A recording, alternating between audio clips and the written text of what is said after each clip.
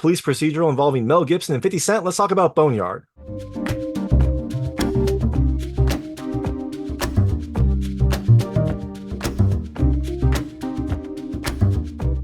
Hi everyone, it's David Stark from Watcher Pass, and I'm talking to you about Boneyard, which is coming to VOD on July 2nd, 2024, and theaters on July 5th, 2024. It is a new police procedural that is based on real events, that is based on a real-life investigation involving bodies that were discovered in the West Mesa area of Albuquerque, New Mexico. Is this an investigation you're going to want to go on? Well, my hot take is I think you should probably pass on it. I liked a lot about this movie. I love the cast. I love the subject matter. I thought, and I did love that it was based on true events, but overall for me, the story just wasn't that strong. It was a little bit difficult to follow, and the action wasn't that great. It wasn't super tense. It just didn't do it for me overall. So I think my ultimate recommendation is for you to pass on it. But I'm going to tell you a little more about the film, a few things I liked, a few things I didn't like, and then really quickly go into the ending. So as you can imagine, there'll be spoilers in the ending section. If you don't know what happens to this movie, I would turn off when I get there. Before that, though, I'll keep it vague. I'll keep it spoiler-free. I'll let you know when I get to those spoilers.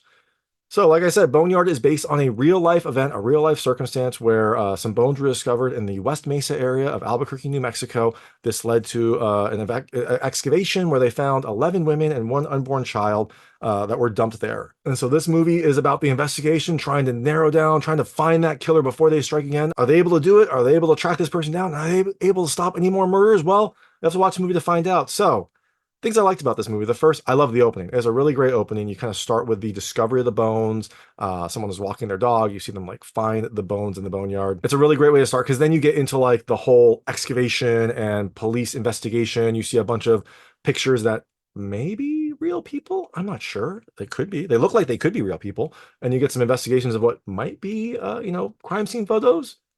But it is a nice feel. It is a nice look. It gets you really invested in this movie at the start. Second thing I love the cast. You've got a really great cast. You've got Mel Gibson, who does a fantastic job, and he is in this a lot more than you expect, like a big name in an indie movie to be. He is in it throughout. I've seen some indie movies where like the big name is there for like a scene or two, or they're always in the same situation. So you can see they like flew in, did like a day of filming, and then left. But Mel Gibson is in a bunch of different scenes. He's in throughout the movie. He's in, maybe the majority of the movie. I'm not sure, but he is in it throughout in a bunch of very different scenarios, and he does a really fantastic job. We've also got 50 Cent, who was fun to see as the police chief. He definitely looks the part.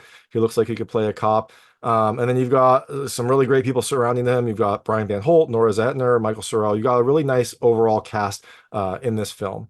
The last thing I love the subject matter. It is a dark serial killer story. What's not to like? I mean, look, if you like true crime, if you like, serial killer type stories, you're going to like this. You're going to like the subject matter here. I liked it. So, there you go.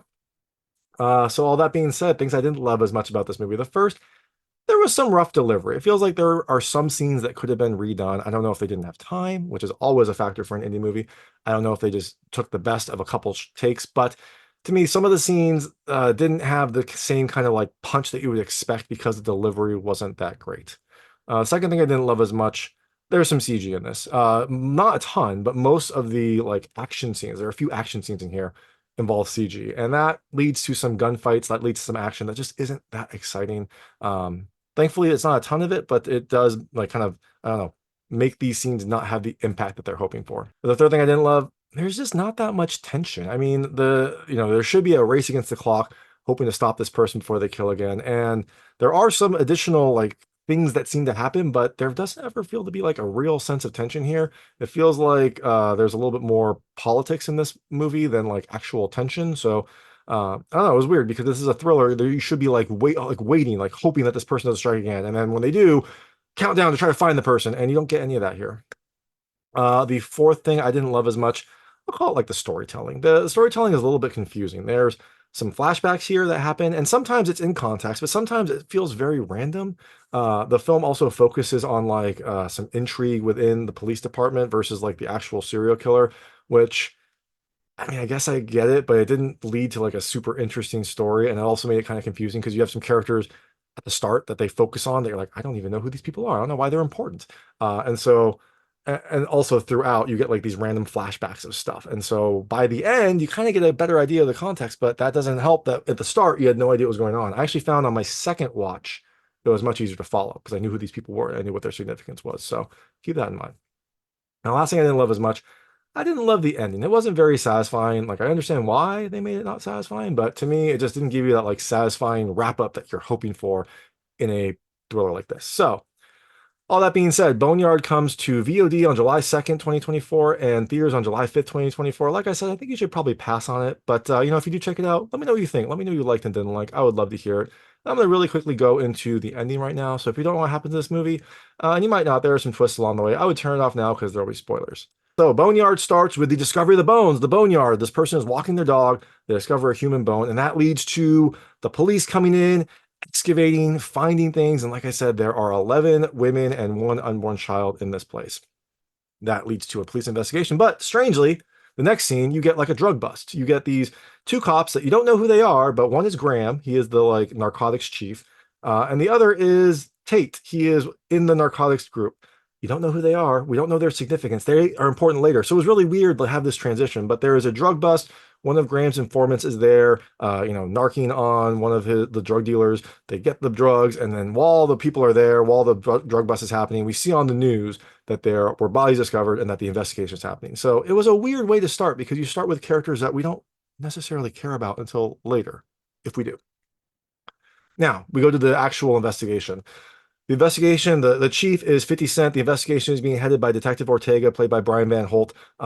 They are starting to work on it, and that's when we find out that the FBI is getting involved. It's a big serial killer case. They're going to send in a big profiler to come and help profile this person, and that person is Agent Petrovick, played by Mel Gibson. So Petrovick is strange but fun. He doesn't feel like your kind of buttoned up FBI person. He comes in like a Hawaiian shirt. He like gets off the plane, talks about how he, drank a ton on the plane and whatnot. He is not your typical FBI profiler, but he's supposed to be pretty good at his job, and he's fun. Petrovic also has a tragic past where you find out later in the movie that his daughter was killed by someone that he was like tracking down. And so this has fueled him to keep trying to find people, keep working to make sure that he can get the people before they kill again. A lot of the characters in this movie have a tragic past. Some of them are useful, some of them aren't super useful. This one was a so-so. It was a nice scene. Mel Gibson does a good job, but like didn't really contribute a ton to the film. Now, as they're investigating, Tate, this person that we met in the first raid, he comes up early because he might have known some of the Boneyard victims. Apparently, he was a dirty cop on Vice. He had a taste for girls, and so he would like use the girls and give them favors in exchange for sexual favors. And so that obviously was not okay. And so he got reprimanded for that. He did his time. I think he was suspended, and then he got switched to narcotics. And since then, he's tried to keep his nose clean. But because of his relation to the Boneyard victims, his name comes up pretty early.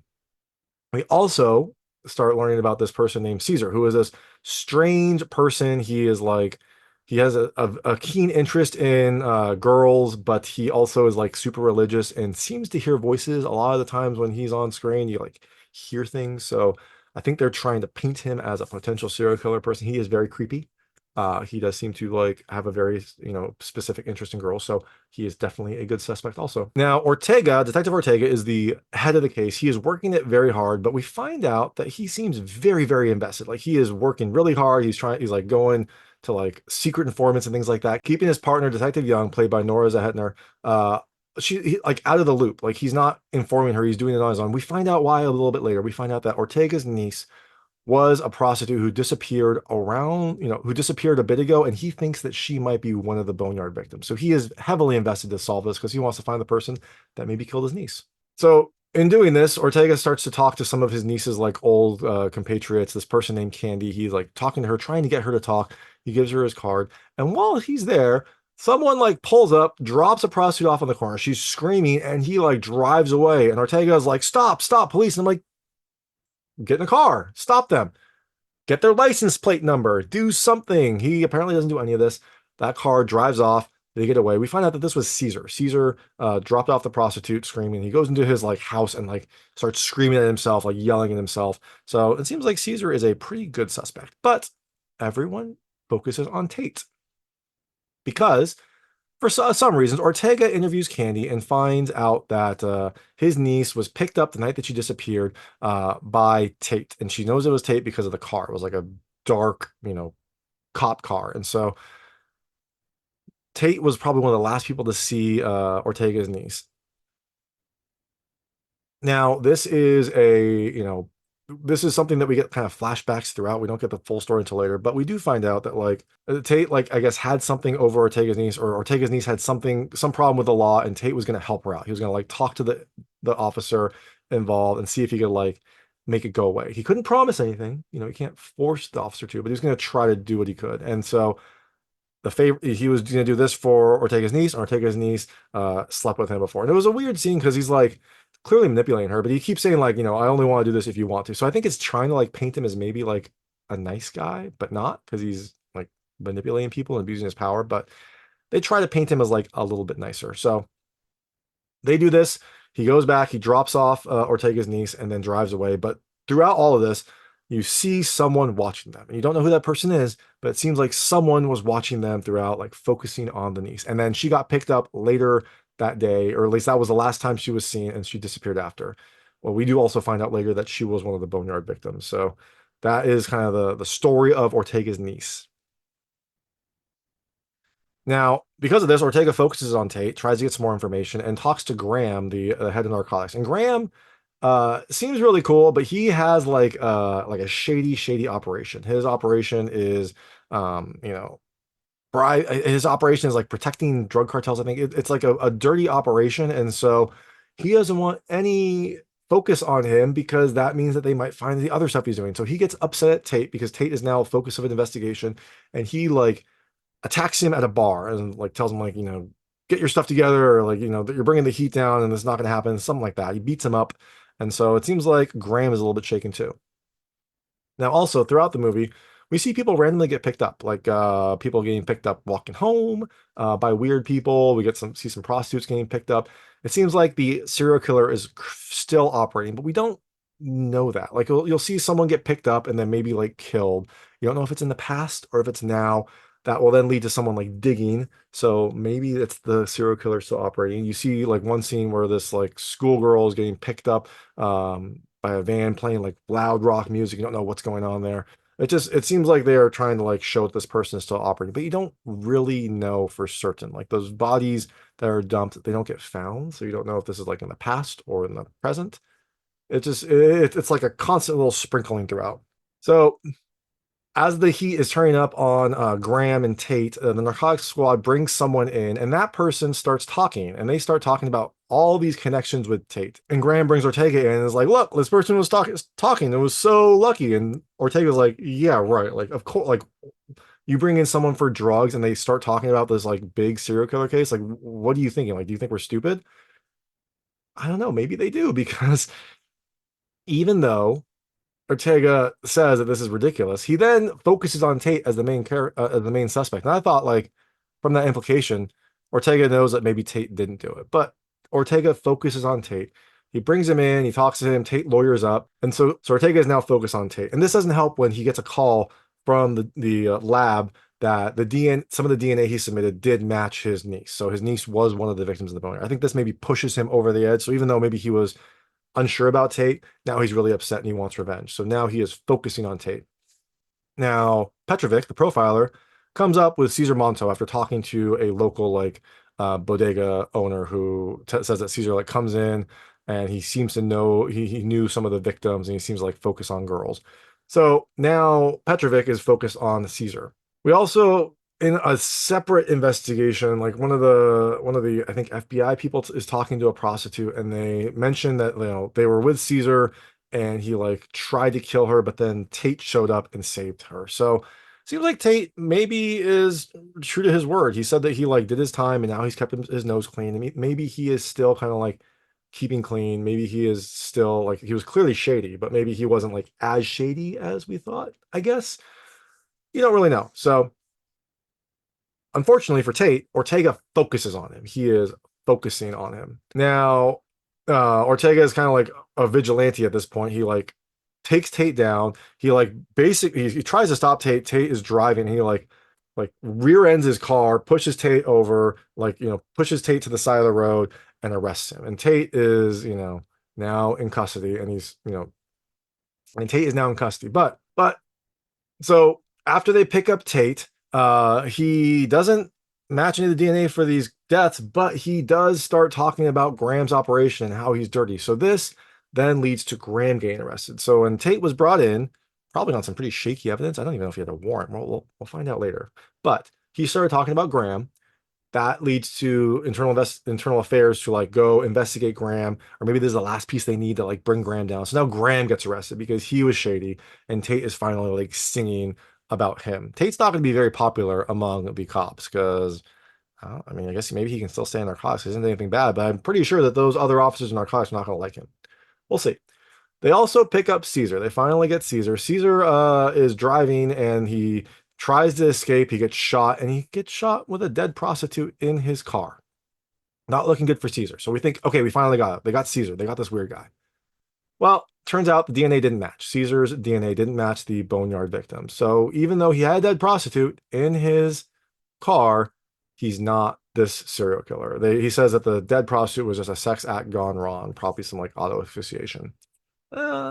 Not really a great excuse. Caesar's still going to go away, but the Boneyard victims are still, but the Boneyard killer is still out there.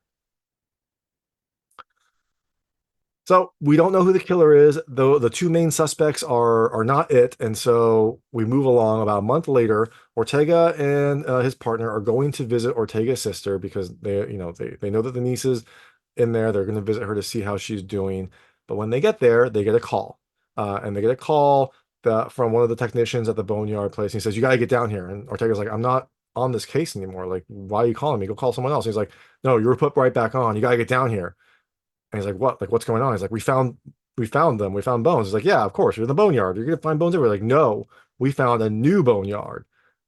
Boom. That is the end of the movie. So implication is like maybe the killer is still active. They show like zipping up some body bags, and the bodies are not bones. They're kind of like still in levels of decomposition. So maybe the serial killer was still active. This part seems to be completely fabricated. They don't talk about this in like the scene at the credits. So it seems like they wanted to throw the audience for a loop, keep the thriller going, and so there might be more killers, but you don't know because they didn't solve it. But maybe Ortega can now, but we'll never know because that's the end of Boneyard. When the credits start to roll, we do see a little bit of information about how in 2009 they found the remains of 11 women and an unborn child in the West Mesa area of Albuquerque. That some suspects were questioned, but no arrests were made. And so that is the story. That is also why the ending feels a little, not gratifying, not satisfying, because you don't know who it is, but they don't know who it is. So that's probably why they couldn't just make up someone. So they had to have a story around it, but they couldn't solve the case because it hasn't been solved. Hopefully it'll get solved at some point, but until then, we don't know. That is Boneyard. It's coming to VOD on July 2nd, 2024 and July 5th, 2024. Like I said, I think you should probably pass on it, but you know what? If you do check it out, let me know what you think. Let me know what you liked and didn't like. I would love to hear it. And thanks so much for watching. If you like this review, please like and subscribe to this channel. It helps me out a lot. Make sure all my new content goes straight to you. Thank you.